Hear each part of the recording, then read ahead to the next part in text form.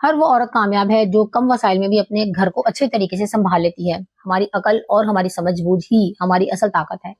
और अगर आपका बजट कम भी है ना, तो अपने दिल को छोटा मत करें, बल्कि अपनी प्लानिंग को मजबूत बनाएं। मनसूबाबंदी अच्छे तरीके से करें। अस्सलाम वालेकुम मायूजी फैमिली, कैसे हैं आप? मैं उम्मीद करती हूँ कि आप सब बिल्कुल खैरियत से होंगे। अल्हम्दुलिल्लाह, मैं भी बिल्कुल ठीक-ठाक हूँ। आज मैं आपके लिए ना एक नई रूटीन लेकर आई हूँ। आज का जो रूटीन है ना, वो वीकली मील प्लानिंग के बारे में है। और ये मील प्लानिंग आपकी रमज़ान में भी बहुत ज़्यादा वक़्त बचाने में मदद करेगी। होता क्या है कि रमज़ान में हम औरतों का टाइम जो है ना, रूटीन बहुत ज़्यादा मुश्किल हो जाती है। हमें किचन में भी बहुत ज़्यादा काम करना पड़ता है, बहुत मेहनत करनी पड़ती है। तो वक़्त बचाने के लिए ना हमें थोड़ी-सी प्लानिंग करनी होती है। ठीक है, मील प्लानिंग का मतलब यहाँ ये हरगिज़ नहीं है कि फ्रीज़र को महँगी-महँगी चीज़ों से भर दिया जाए, बल्कि असल मकसद ये होता है कि वक़्त और पैसे दोनों की बचत हो और घर अच्छे तरीके से मैनेज हो सके।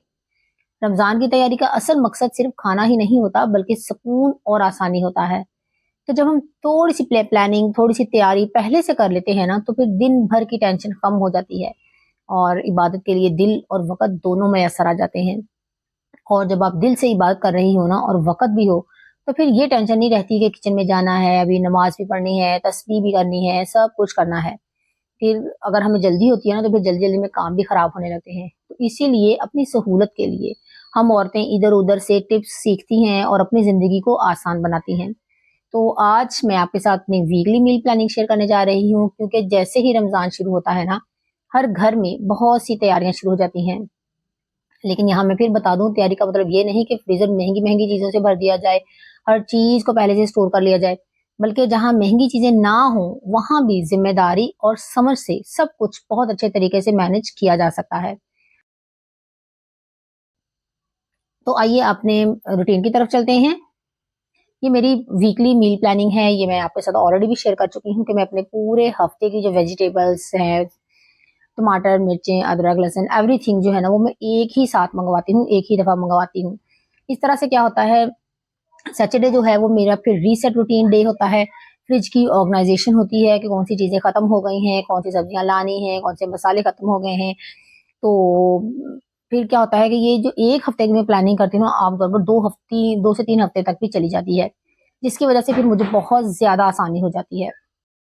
यहाँ सबसे पहले मैं आपके साथ रमज़ान के हवाले से एक टिप शेयर करना चाह रही हूँ कि रमज़ान में अक्सर जो है ना, घरों में चिप्स बनती है, तो इसका मैं बहुत आसान सा तरीका आपके साथ शेयर कर रही हूँ। यहाँ मैंने पानी बॉयल होने के लिए रख दिया था, पानी जब बॉयल हो गया तो मैंने कटे हुए पोटैटो उसमें ऐड कर दिए। जैसे ही मैंने आलू उधर ऐड किए ना पानी में, साथ ही मैंने ऑयल गरम होने के लिए रख दिया, ताकि जब तक मैंने आलू इसमें डालने के लिए तैयार करने हैं, ये ऑयल भी तब तक बिल्कुल गरम हो जाएगा। तो हमारे घर में ना ज़्यादातर चिप्स ही बनती है रमज़ान में, और मैं फ्रेश ही बनाती हूँ, क्योंकि मेरे पास फ्रीज़र तो है नहीं, डीप फ्रीज़र नहीं है, जिसमें मैं बहुत सारी चीज़ें जो है ना वो फ्रीज़ करके रख सकूँ, तो ये मैं फ्रेश ही बनाती हूँ। लेकिन आपको मैं अगर आपके पास स्पेस है, आप फ्रीज़ करना चाहते हैं ना बना के पहले ही पोटैटो चिप्स आसानी के लिए, तो मैं आपके साथ वो भी तरीका शेयर करती हूँ। अच्छा जी, तो यहाँ पे मेरे आलू जो है ना वो बॉयल हो चुके हैं, हाफ़ कुक हो चुके हैं। जैसे ही 2 से 3 बॉयल आएँगे ना, तो ये हाफ़ डन हो जाएँगे। तो इसको मैं पानी में से निकाल लूँगी। पानी से निकालने के बाद अगर तो आप इसको सेव करना चाहते हैं रमज़ान के लिए, तो आपने इसको ठंडे यख़ पानी में डालना है बाद में। यानी कि ये मैंने पानी निकाल लिया, इसके बाद पोटैटो को आपने ठंडे यख़ पानी में, बर्फ़ वाले पानी में ऐड करना है, ताकि इनका कुकिंग प्रोसेस जो है ना वो रुक जाए। और फिर जब थोड़ी देर उसमें पड़े रहें ठंडे पानी में, उसके बाद ठंडे हो जाएँ, यानी कि ये फिर आपने इसको फिर टोकरी में निकाल लेना है। निकालने के बाद जब पानी अच्छे से ड्राई हो जाए, फिर आपने किचन टॉवल के ऊपर फैलाकर इसको अच्छे से ड्राई कर लेना है। फिर उसके बाद आप नमक, मिर्च, मसाला जो भी लगाना चाहते हैं, मैदा, कॉर्नफ्लोर जो भी लगाना चाहते हैं, लगाने के बाद आप इसको ज़िप-लॉक बैग में डाल के रखना चाहते हैं, उसमें रख लें। आप किसी एयर टाइट बॉक्स में डाल के रखना चाहते हैं, आप उसमें रख के इसको रमज़ान के लिए फ्रीज़ कर सकते हैं। रमज़ान में जब जितनी आपको पोटैटो चिप्स बनानी हो, आप उसमें निकालें और फ्राई कर सकते हैं। तो अब यहाँ पे जैसे मेरे आलू बॉयल हो चुके थे, मुझे तो अभी फ़ौरन बनाने थे, तो मैंने इसके ऊपर नमक, मिर्च, हल्दी और थोड़ा-सा कॉर्नफ्लोर, थोड़ा-सा मैदा डाला और इसको अच्छे से मिक्स कर लिया। चम्मच से आप कोशिश करें आप ना हिलाएँ, इस तरह से आप मैदा लगाएँ ताकि आपके पोटैटो टूटे ना, क्योंकि ये हाफ़ कुक हैं, बॉयल हुए हुए हैं। तो लेकिन आपने पूरे बॉयल नहीं करने, इसको 2 से 3 बॉयल ही गर्म पानी में आने देने हैं, वरना आपके आलू टूट जाएँगे। तो यहाँ मेरे आलू लग चुके हैं। अब यहाँ पे देखें, ऑयल भी उस वक़्त तक बिल्कुल गर्म हो चुका है, उसके लिए मुझे टाइम ज़ाया नहीं करना पड़ा। अब मैं ये सारी चिप्स जो है ना एज़ इट इज़ इसके अंदर डाल दूँगी और इसको तेज़ आँच पे आपने फ्राई करना है।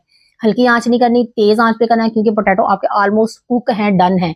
बस इसको जब आप फ्राई करेंगे, क्रिस्पी हो जाएंगे, तो आप निकाल लेंगे। देखिए मैंने फुल आंच की हुई है और उसके ऊपर ये पक रहे हैं। और तकरीबन यकीन करें आधा घंटा सिर्फ रहता होता है ना अफ्तारी में, तो मैं ढेर सारी चिप्स जो है ना आसानी के साथ बना लेती हूँ। अब आपको यहाँ पे लग रहा होगा ये चिप्स मैंने बहुत ज्यादा ऐड कर दी, लेकिन ये ज्यादा नहीं है, इसमें बहुत अच्छी ये फ्राई हो जाएगी। आपने इसको 3 से 4 मिनट पहले आपने हिलाना नहीं है, जब तक ये अच्छे से जो है ना यानी कि क्रिस्पी नहीं हो जाते नीचे से, फिर आपने इसको हिलाना है। ये देखिए चिप्स बिल्कुल भी नहीं टूटे, आपके सामने है। मैंने इसको बॉयल भी किया है और इसके साथ मैंने ये देखें, आप एक एक चिप्स अलग अलग है, सेपरेट है और बिल्कुल टूटी भी नहीं है। तो आप इस तरीके से चिप्स बना सकती हैं। इससे टाइम भी बहुत कम लगता है, आपका ऑयल भी बहुत कम लगता है। अब ये देखिए फुल आंच पे ये पक रही है और आधे घंटे में ये सारी चिप्स बिल्कुल तैयार है। इतने सारे तकरीबन 2 से 2.5 किलो आलू थे जिसकी कि मैंने पोटैटो चिप्स बनाई है, और रमजान में भी माशाल्लाह से हमारे ऐसे ही बनती है। और तो आप इसको जरूर बनाकर ट्राई कीजिएगा।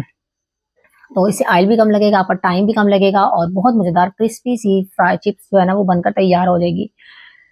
अच्छा जी, तो वैसे तो रमज़ान में हर घर में तैयारियां शुरू हो जाती हैं। हम काफ़ी सारी चीज़ें फ्रीज़ करके रखते हैं, लेकिन मैं ऑलमोस्ट जो है ना तकरीबन कोई ज़्यादा चीज़ें फ्रीज़ नहीं कर पाती, क्योंकि मेरे पास स्पेस कम होती है।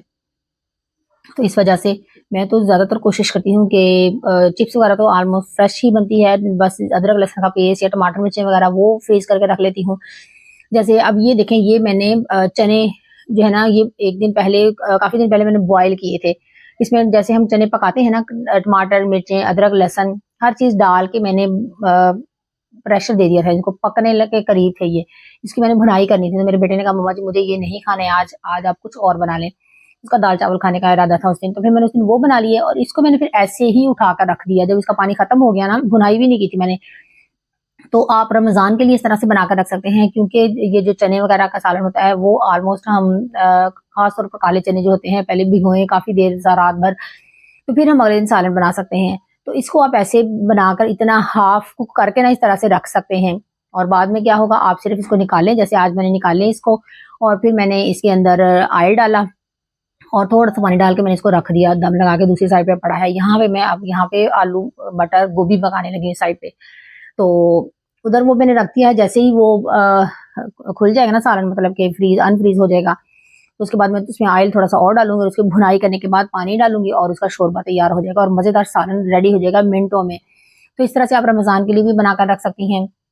पहले से 2 पोर्शन में करके रख लें, जितना जितना रमजान में, क्योंकि सालन तो कम ही इस्तेमाल होता है। आप इसको 2 जगहों पे इस्तेमाल करके डन करके रख लें, स्टोर करके रख लें, और जिस दिन आपको जरूरत हो आप निकालें और आपका जो आपकी हंडिया है ना वो फौरी तौर पर तैयार हो जाएगी। अच्छा, जैसा कि आपको पता है कि मैं वीकली मील प्लानिंग जो है ना वो एक ही दिन करती हूँ, और सब्जियां मैं लाती भी एक ही दिन में हूँ। जैसे मैंने आज गोभी, गाजर, शिमला मिर्च, मटर हर चीज मेरे पास तैयार अवेलेबल थी, तो मैंने गोभी भी पका ली थी। और काले चने पहले के ऑलरेडी पड़े हुए थे, वो भी मैंने कुक हो गए मेरी आसानी के साथ। और साथ ही मैंने जो है ना मटर, गाजर, गोभी और शिमला मिर्च पकानी है। अच्छा, यहाँ गोभी की आप कटिंग करके भी रख सकते हैं, लेकिन मैं एक ही दिन में कुक करती हूँ क्योंकि मेरा फार्म पे खाना वीकली जाना होता है। अच्छा, यहाँ गाजर को मैंने इस तरह से कटिंग कर लिया है। इसको धो के अच्छी तरह से वॉश करके पील ऑफ करने के बाद कटिंग कर लिया, और साथ ही मैंने मटर भी ऐड कर दिए। आप चाहें तो अगर आपने स्टोर करना है ना इसको, वो मैं तरीका बताने लगी हूँ। अब यहाँ मैंने पानी जब बॉयल आ गया ना, तो उसमें मैंने मटर और गाजर डाल दी। आप चाहें तो ज्यादा गाजरें करना चाहती हैं अलग अलग भी कर सकती हैं, मटर अलग से भी कर सकती हैं, ताकि किसी अगर आपने चावलों वगैरह के लिए बनानी है या किसी भी चीज के लिए इस्तेमाल करनी है। मुझे ये इकट्ठी चाहिए थी तो मैंने इकट्ठी कर ली। अच्छा जी, इसमें डालने के बाद आपने सिर्फ 3 से 4 मिनट आपने इसमें यहाँ पे इसको गर्म पानी में पकने देना है। इससे ज्यादा आपने कुक नहीं करना। उसके बाद आपने इसमें से निकालेंगे। देखिए अब ये देखें पानी में फिर बॉयल सा आने लगा है, यानी कि पानी गर्म हो गया है काफी, फिर इसको डालने के बाद भी। तो अभी आपने इसका ऐसे आपने इसको स्ट्रेनर में निकाल के ठंडे यख पानी में डालना है, आपने बर्फ वाले पानी में। अब यहाँ मेरे पास बर्फ थी नहीं, तो मैंने सादा ठंडे पानी में डाल दिया है। ना तो मुझे स्टोर करना था, और इसलिए मैंने इसको इसी सादे पानी में डाला है। अगर आपने स्टोर करना है तो आप ठंडे यख पानी में डालिएगा, ताकि इसका जो है ना कुक का प्रोसेस वो रुक जाए। जब पानी में डालने के बाद आप ठंडे पानी में डालेंगी ना, तो उसके बाद आपने फिर इसको स्ट्रेनर में फिर निकाल लेना है ठंडा होने के बाद। फिर आपने इसको किसी भी एयर टाइट बॉक्स में डाल के, जैसे वो डिस्पोजेबल बॉक्स होते हैं अक्सर घरों में होते ही हैं, उसमें आप डालकर इसको रख सकती हैं। आप इसको पकाना चाहती हैं किसी भी दिन आलू मटर गाजर, तो वो आप मसाला तैयार करें, कई लोग मसाला भी तैयार करके रख लेते हैं, तो फिर आप मसाला बनाएं या तैयार किए हुए मसाले में इसको डालें, साथ में आलू कटिंग करके डालें और आपकी जो है ना मिनटों में आपका सालन जो है ना वो तैयार हो जाएगा। यहाँ इसको मैंने डोगरी में डाल के रख दिया था, पानी इसका अच्छे से ड्रेन हो गया था। फिर मैंने इसको इस तरह से डिस्पोजेबल बॉक्स मेरे पास पड़ा हुआ था, इसमें डाल के मैं इसको रख दूंगी। आप इसको इससे रख सकते हैं, लेकिन मुझे तो इसको रखना नहीं है, तो इसलिए मैंने इसको अभी पकाना था।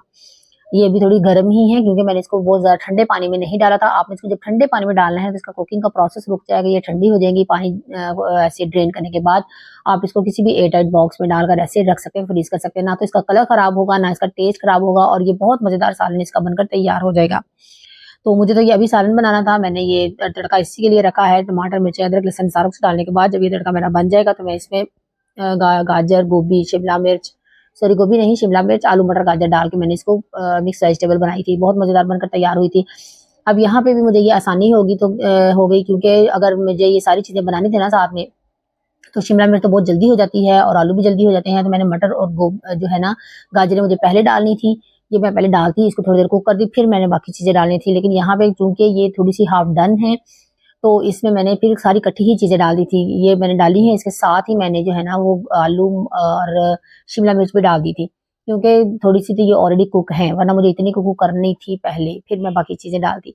तो यहाँ मेरा ये भी सालन तैयार था। गाजर गोभी भी मैंने पका ली थी, और साथ में चने भी मेरे बने हुए हैं, और जो है ना एक मैंने साग पहले फ्रीज करके रखा हुआ था, उसको भी मैंने तड़का लगा लिया था, वो भी मेरा तैयार था। तो मेरे फार्म पे भेजने के लिए 6 से 7 दिन के लिए खाना बिल्कुल तैयार था, वहाँ पे भी मैंने भेज दिया था, थोड़ा थोड़ा बच्चों के लिए भी रख लिया था।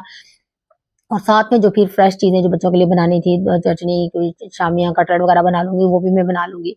तो इस तरह से मैं अपनी वीकली मील प्लानिंग करती हूँ, जो मुझे बाकी दिन जो बहुत आराम से मेरे आसानी के साथ गुज़र जाते हैं, और ना तो मुझे स्ट्रेस होता है, ना मुझे कोई टेंशन होती है, ना कोई परेशानी होती है। तो साथ-साथ मैं आपके साथ बाकी भी वीडियोज़ शेयर करूँगी कि मिर्चें आप कैसे सेव कर सकते हैं, बाकी अदरक, लहसुन का पेस्ट कैसे बनाकर रमज़ान के लिए सेव कर सकते हैं, या वीकली मील प्रिपरेशन के लिए कैसे सेव कर सकते हैं। तो बाकी वीडियोज़ को भी आपने इस ज़रूर वक़्त मैं वॉच करना वीकली है। मील प्लानिंग की लिस्ट ही बना तो रही थी, तो मेरे ज़हन में यही बात थी कि रमज़ान आने वाला है, तो क्यों ना ऐसी प्लानिंग की जाए जिससे रमज़ान आसान और कम स्ट्रेस वाला हो जाए। क्योंकि हम औरतों के ज़हन में ना ये बहुत सारी बातें चल रही होती हैं कि रमज़ान आ रहा है, ज़िम्मेदारियाँ बढ़ जाएँगी, दिन छोटे होंगे, सर्दी ज़्यादा होगी, रूटीन कैसे आसान बनाएँ। तो ये सब बातें मेरे ज़हन में भी थी, इसलिए मैंने सोचा आपके साथ भी ऐसी प्लानिंग शेयर करूँ जिससे आपको आसानी हो। जब इंसान थोड़ी-सी प्लानिंग के साथ अपना किचन मैनेज करता है ना, तो रहता है, एक तरफ तो बजट कंट्रोल में रहता है, तो दूसरी तरफ वक़्त भी बचता है और सब कुछ बगैर टेंशन के हो जाता है। कभी-कभी मैं भी बहुत ज़्यादा थक जाती हूँ, लेकिन मुझे ये टेंशन नहीं होती कि अब उठकर सब कुछ नया बनाना है। मुझे मालूम होता है कि सब चीज़ें फ्रिज में तैयार पड़ी हैं। अगर मैं थोड़ी-सी सुस्त भी हूँ ना, लेज़ी भी हो जाऊँ किसी दिन, तो भी मैं आसानी से खाना बना लेती हूँ। तो जब मैंने अपनी पिछली मील प्लानिंग शेयर की थी ना आपके से, आप सबने बहुत अच्छे कमेंट्स किए थे। तो अगर आपने वो वीडियो नहीं देखी तो वो ज़रूर देखिएगा, वो रमज़ान में भी आपके बहुत काम आएगी। हमें अपने लिए भी वक़्त निकालना होता है, ताकि हम अल्लाह के सामने भी खुद को पेश कर सकें। वैसे तो हम बहुत गुनहगार हैं, लेकिन रमज़ान में हर कोई चाहता है कि वक़्त बचे और इबादत अच्छी हो। तो इसके लिए बस थोड़ी-सी प्लानिंग कीजिए, फिर दिन चाहे छोटे हों या लंबे हों, सर्दी हो या गर्मी हो, एक होम मेकर जो है ना सब कुछ बहुत अच्छे तरीके से सँभाल सकती है। आखिर में मैं यही कहूँगी कि रमज़ान कोई दिखावा नहीं है, ये सादगी और बरकतों का महीना है। कम खाना और ज़्यादा शुक्र अदा करना ही असल नेमत है। वीडियो अच्छी लगे तो लाइक कीजिएगा, और अगर आप मेरे चैनल पर न्यू हैं तो सब्सक्राइब करना मत भूलिएगा। जज़ाकल्लाह खैर। मिलते हैं नेक्स्ट व्लॉग में, तब तक के लिए अपना बहुत सा ख्याल रखिएगा। अल्लाह हाफ़िज़।